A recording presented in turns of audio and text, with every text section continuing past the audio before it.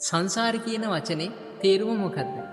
සංසාර කියන වචනේ හැදිලා තියෙන්නේ පාලි වචනයකින්. සංසරති කියන පාලි වචනය ඉදින තමයි පසු කාලීනව සංසාරය කියන වචනේ සිංහලට ඇවිල්ලා තියෙන්නේ. සංසරති කියන වචනේ තේරුම මොකක්ද? සං කියලා කියන්නේ උපසර්ගයක්. සරති කියලා කියන්නේ ක්‍රියාපදයක්. සං කියන පදේ තේරුම තමයි නොනැවතී කියන අර්ථය.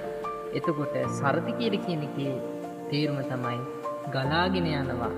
ඊට පස්සේ සැරිසරනවා වගේ අර්ථයක්. එතකොට මේ දෙකේම තේරුම මොකද්ද? නොනැවතී ගමන් කරනවා. ඊට පස්සේ නොනැවතී ගලාගෙන යනවා කියන අර්ථය සංසරති කියන එකේ තේරුම. දැන් එතකොට අපි සමාජයේ භාවිතා කරනනේ රුධිර සංසරණය. වීඩියෝ එකක් සංසරණය වෙනවා. එතකොට ඒවේ අදහස් මොකද්ද? රුධිර සංසරණය කියලා කියන්නේ නොනැවතී රුධිරය ගලාගෙන යනවා කියන එක. වීඩියෝ එකක් සංසරණය වෙනවා කියලා කියන්නේ මොකක්ද? වීඩියෝ එකක් නොනැවතී කට්ටිය බලනවා කියන එක. එතකොට ඒ වගේ අදහස් ඇවිල්ලා තියෙන්නේ මේ සංසරති කියන වචනේ. එතකොට සංසරති කියන එක සසර කියන වචනයත් එක්ක කොහොමද සම්බන්ධ වෙන්නේ?